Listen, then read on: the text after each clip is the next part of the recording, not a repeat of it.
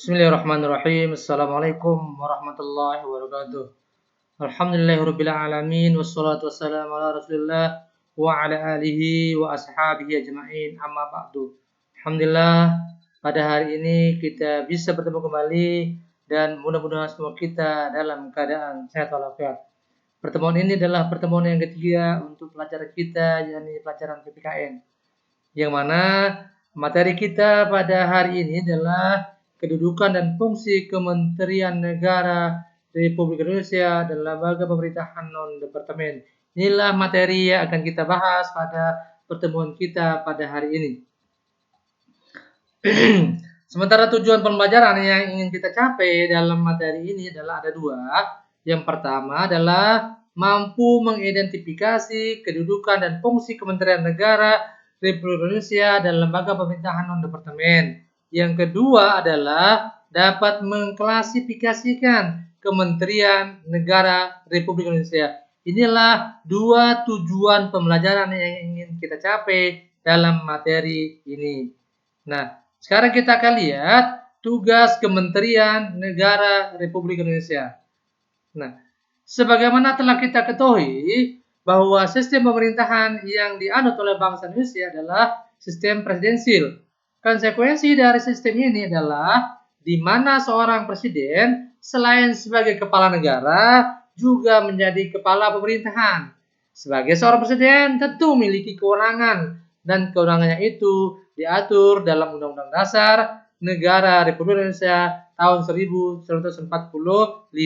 Nah, dalam melaksanakan tugasnya, presiden dibantu oleh menteri-menteri negara. Menteri negara adalah pembantu presiden yang memimpin kementerian dan tidak bertanggung jawab kepada DPR. Presiden berhak mengangkat dan memberhentikan menteri-menteri negara. Nah, kita akan lihat sekarang keberadaan menteri negara ini diatur dalam bab 5 pasal 17 Undang-Undang Dasar Negara Republik Indonesia tahun 1945.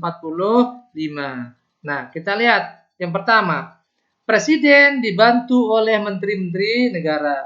Yang kedua, kita lihat menteri-menteri itu diangkat dan diberhentikan oleh presiden.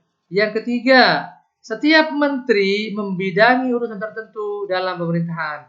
Dan yang keempat, pembentukan, pengubahan, dan pembubaran kementerian negara diatur dalam undang-undang. Nah, di samping inilah gambar istana negara. Mudah-mudahan ada di antara kita yang bisa berkesempatan untuk bisa melihat istana, bahkan bisa masuk ke dalam istana negara. Keberadaan Kementerian Negara itu diatur dalam Undang-Undang Nomor 39 Tahun 2008 tentang Kementerian Negara. Mana dia? Nanti kita lihat. Nah, pertama, penyelenggara perumusan, penetapan, dan pelaksanaan kebijakan di bidangnya pengelolaan barang milik kekayaan negara yang menjadi tanggung jawabnya pengawasan atas pelaksanaan tugas. Itu tugas yang pertama dari kementerian. Yang kedua adalah perumusan, penetapan, pelaksanaan bidang teknis dan supervisi. Yang ketiga, pelaksanaan dukungan yang bersifat substantif kepada seluruh unsur organisasi di lingkungan Kementerian Negara.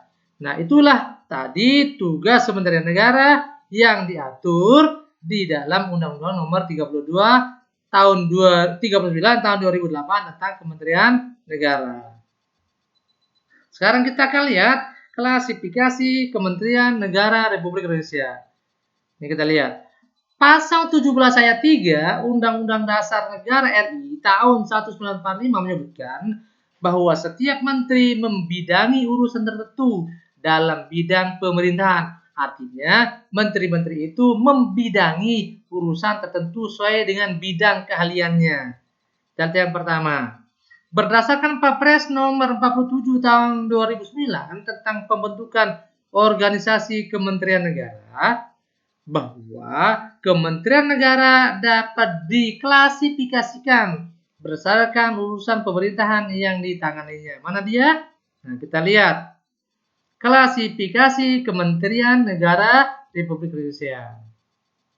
1. Kementerian yang menangani urusan pemerintahan yang nomenklaturnya atau nama kementeriannya secara tegas disebutkan dalam Undang-Undang Dasar Negara Indonesia tahun 1945. Yang pertama. Yang kedua, kementerian yang menangani urusan pemerintahan yang ruang lingkupnya disebutkan di dalam Undang-Undang Dasar Negara Republik Indonesia tahun 1945. Yang ketiga, kementerian yang menangani urusan pemerintahan dalam rangka penajaman, koordinasi, dan sinkronisasi program pemerintah. Nah, itu yang mengenai kementerian. Sekarang kita akan lihat lembaga pemerintahan non-kementerian. Nah, kita lihat di sini, selain memiliki kementerian negara, pemerintah juga memiliki lembaga pemerintah non-kementerian yang membantu presiden dalam melaksanakan tugas pemerintahan tertentu. Lembaga pemerintahan non-kementerian berada di bawah presiden dan bertanggung jawab langsung kepada presiden melalui menteri atau pejabat setingkat menteri yang terkait. Kita lihat, eksistensi dari LPNK ini diatur oleh Perpres atau Peraturan Presiden, yakni Keputusan Presiden RI nomor 103 tahun 2001 tentang kedudukan, tugas, fungsi, kewenangan, susunan organisasi, dan tata kerja lembaga pemerintahan non-departemen. LPNK itu meliputi antara lain Badan Informasi Geospasial, Badan Intelijen Negara, Badan Kepegawaian Negara, LIPI, BKKBN, Bapedal, LAN, BPOM, BPS, dan yang lain-lain. Nah, itulah beberapa yang masuk lembaga pemerintahan non-kementerian. Nah, demikianlah pertemuan kita hari ini. Semoga ada manfaatnya untuk kita semua. Dan sekiranya ada hal yang antum tidak pahami, bisa bertanya lewat line telepon yang telah ada, atau bisa juga lewat WhatsApp, dan bisa juga lewat pesan singkat. Namun setelah kalian nonton video ini, jangan lupa di subscribe demi perbaikan daripada video ini. Demikian, Assalamualaikum warahmatullahi wabarakatuh.